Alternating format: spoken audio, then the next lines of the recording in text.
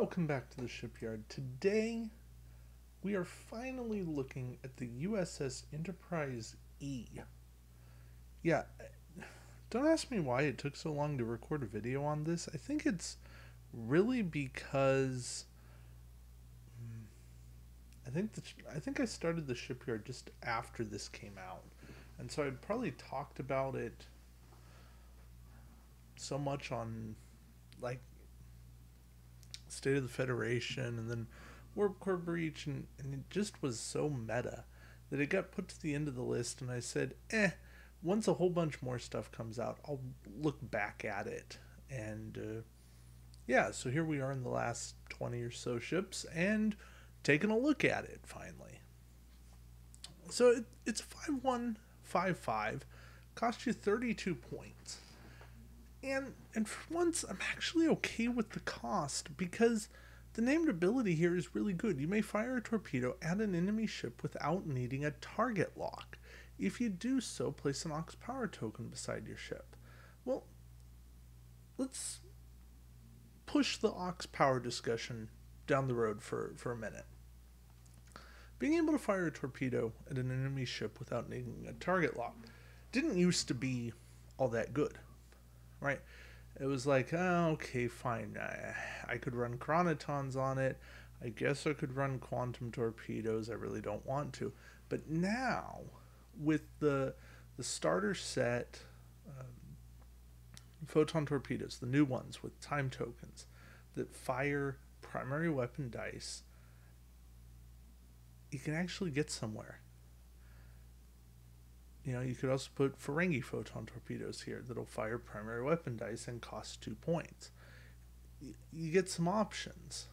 And yeah, it's got a nice slot loadout, double crew, double weapon tech, so you can run 2 copies of torpedoes, time token torpedoes, and you'll actually be able to fire quite often. It's got a 90-90 arc, which is good for firing torpedoes. It's not great. 180 would have been better. The dial is not great. Only having 3 turns as your weird maneuver just hurts. 1 reverse is okay, but it's not really going to help you get in much of a better arc. Sorry. And 6 red is just weird. Seeing as how this is one of the newer ships in the game state, 6 red is just a weird maneuver. I would have been great giving it a 6 straight, but the Sovereign was fast. Anywho. Yeah, the generic loses a weapon slot, which again is fine. Double crew, weapon tech for 30 points, 5154. You know, you can play it. It's a nice durable frame, very high attack. I might rather go for Prometheus or like Borg Voyager these days, but a generic Sovereign is still a viable ship. Alright, Jean-Luc Picard. I don't know why he is just called Jean-Luc here. But he's Jean-Luc Picard, and this is Ahab Picard, because the whole Borg thing and Picard hunting his whale. But you add a crew tech weapon or talent upgrade to your upgrade bar, your choice, and then at the start of the game, after setup, you choose a faction. Whenever you attack a ship of that faction, you can roll 1 less attack die to add a crit. So basically, it's you set one of your attack dice to a crit, and then each time you defend against a ship of that faction, you roll +1 defense die. Now, it's interesting because Ahab Picard leads to interesting choices. If you run this, you're not running starter set Picard. You do not have action economy built into your fleet. But what you do get is the trade-off of quality. Now, I don't love Ahab all the time. I do really like this Picard in missions. I've played him a lot in the Antari Shipyard missions because, well, we had Klingons as the primary enemy 1 month, then we had the Horde as an enemy in the next month, and then we've had Ferengi as an enemy in a month. So when you know you're up against a faction, be it faction pure play or not, or you know that there's something in an event that incentivizes running multiple ships of a faction, then Ahab Picard has a place. And even if you don't, you still get to make this choice every game. And being able to alter that based on what an opponent selects, what ships an opponent has in their fleet, gives you a decent advantage.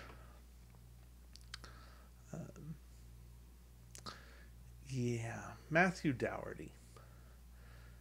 Just, boy, an action, disable an upgrade to do the action, and then you get +1 defense die every time you defend.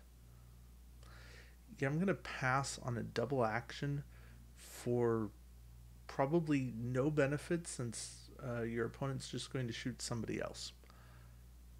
It's just not worth it. Ugh, sorry.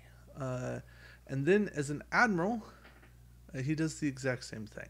So Dougherty is bad, really bad, and nobody ever plays him, and nobody ever will play him, and no, you can't make me. Please don't make me. Fire at will. This is a talent. During the combat phase, instead of making a normal attack roll, you may discard this card to make 1 attack with your primary weapon and 1 attack with one of your secondary weapons. Each of these attacks is at -1 attack die and must be made against different enemy ships. You know, I think I'm actually on board with this card more now than I was when it came out. And it has to do a lot with photon torpedoes being a thing now. Yeah, you lose a die off of each, but you're making 2 attacks. Fire at will is still pricey. 5 points for a one-time extra attack just feels like a bit too much. However, it is, when you need that attack, you really do need it, and this 5 points can make all the difference in the world. Make it so, or this time of year, make it snow.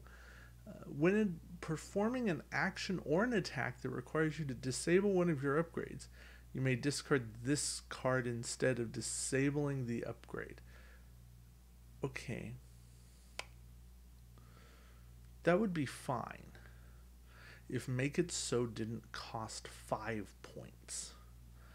I don't know how Make It So made it through playtesting and review and all of that as a 5-point card. But something that steps in to prevent a disable as a discard should not cost 5. Ever. It's just terribly costed. That should be like a 2-point card at most. Alright, we had old style quantum torpedoes. So you have to spend a target lock, disable the card. You roll 5 dice, right, range 2 to 3. You add a hit to your result. Sorry, you add a hit to your total damage. So at the end of it, you go, okay, and I rolled 3 + 1, 4. It's fine. But again, it's just not worth 6 points. Quantum torpedoes are a great idea, but since attack values for primary weapons are already very high, the effect of a secondary weapon better be really good. A lot of conversions, a lot of something else, in order to make me want to run it. Photon torpedoes getting a +1 on a sovereign class, not going to make a difference, especially at 6 points, and I'm spending my target lock to fire my photons, not to reroll my 5-die attack. Now, Dorsal Phaser Array. This is an interesting card. I can fire this weapon in any direction. It's equal to my primary weapon value. It can only go on a Federation ship with a hull of 4 or more, and the cost of it's equal to the primary weapon value plus 1. See, that's a bit much for a primary weapon. However, it gives me 360, which is good, really good.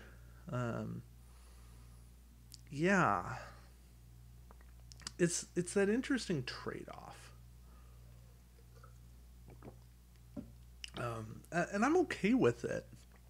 I've run DPA a fair bit, but I think I've just found that it's too much of an investment, and I'm never going to need to fire out my sides or even my rear that many times to justify the points. Because any ship I put this on is going to have at least a primary of 4. So this is going to cost me 5 points there.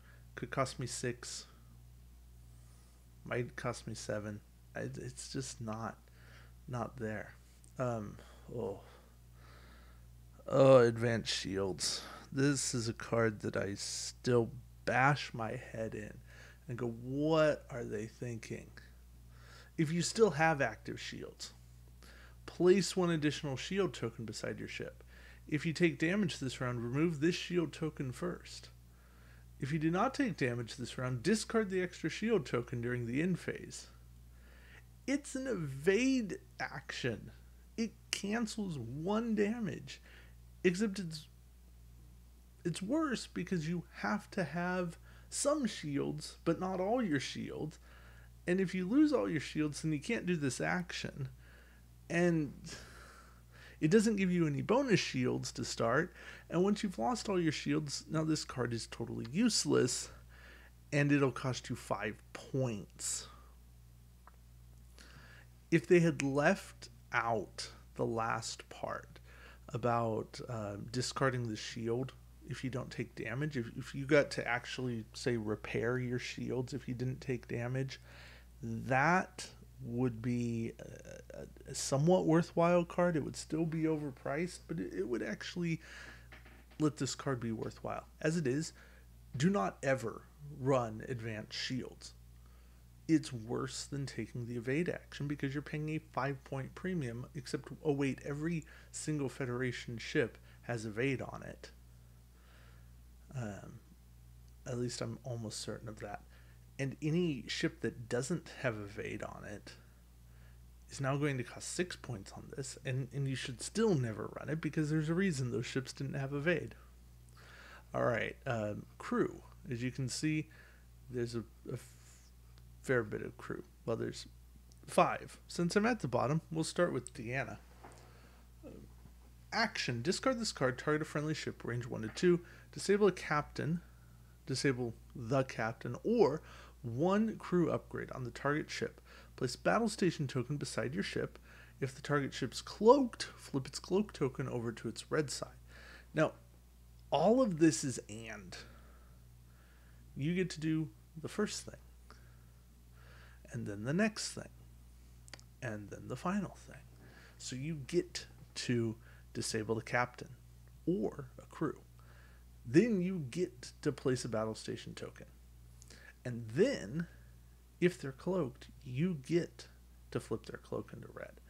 This is the only cloak token flipper that I like, because it does other stuff too. You can run this card in an organized play event, and your opponent has no cloakers whatsoever. Deanna is still useful because you can disable a captain. You can put a battle station beside your ship. You can disable a crew and then put the battle station beside your ship. There's options with Deanna, and Deanna is pretty good. She is definitely an undervalued crew, even by myself. I've seen her used to decent extent. Beverly Crusher is, well, a nice link in the chain. If one of your other crew upgrades is supposed to be disabled for any reason, you may disable this card instead. Or if any one of your other crew upgrades is supposed to be discarded for any reason, you may discard this card instead. So, yes, she's a passive trigger, or, well, I guess active trigger, meaning if you use her to save a disable, to pass a disable from somebody else onto her, then re-enable all your crew. You've still used Beverly that round, but you haven't used her next round, and that's kind of the only way to save all of those disables. Otherwise, you're spending all your actions to forever remove the disables from your ship, and that basically takes the ship out of the game forever when you need to be going into combat. Just some thoughts. There's a whole combo with Beverly and Phlox, and it gets kind of interesting. Data. Boy, it's sad when they never built a good data, except maybe the Sherlock data. When defending during the modified attack dice step, you may discard this card to force the attacking ship to re-roll all of its attack dice. I mean, I don't want you to re-roll your blanks. I want you just to re-roll your hits and crits. Why can't the card do that? You know, I'm discarding this. This is a one-time use. I want it to be good, and it's not. So yeah. Jordy adds a tech slot. Okay, cool. And then for an action, disable the card to target a ship at range 1 to 3. Target ship rolls 2 less defense dice this round. That's kind of nice. Against all of your ship's attacks, so only your ship, fine. And then if the target ship's cloaked, flip its cloak token to its red side. So Jordy's okay. Jordy's definitely not like toss in the back of the box and forget he ever existed. But he's weird. I mean, essentially he's a double scan and a cloak flip, which again is fine, just not the same.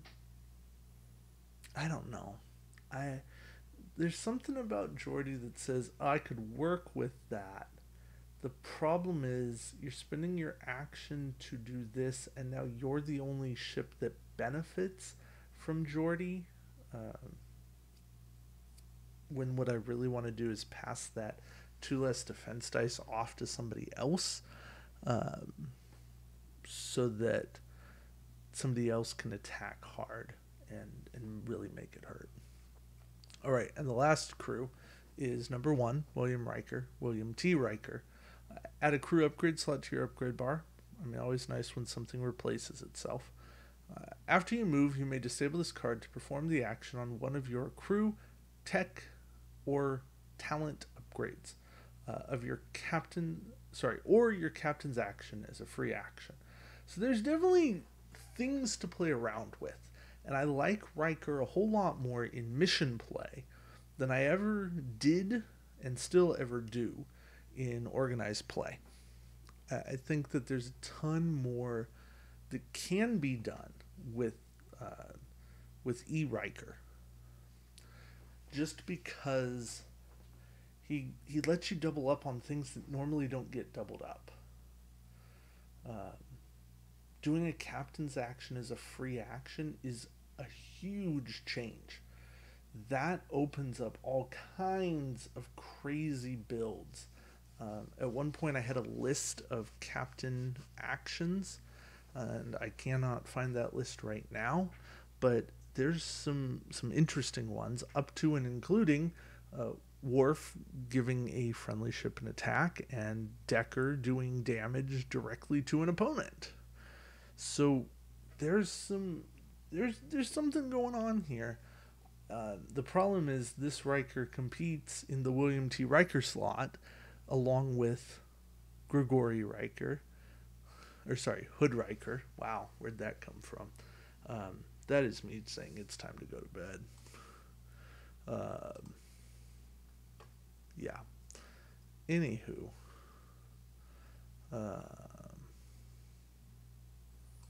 back here. Yeah. All right. But yeah, the E is definitely a really good ship. Uh, Great named ability. Great. Good captain with Picard. Terrible admiral, but that's fine. Um, Interesting talent, playable talent now make it so bad. Weapons are dorsal phase are very good though. Um, don't even touch advanced shields. The crew are usable. Data's probably the only one I wouldn't ever play. Um, Geordi is weird. Geordi's tough to use too, but yeah. All right. Um, that's it for me.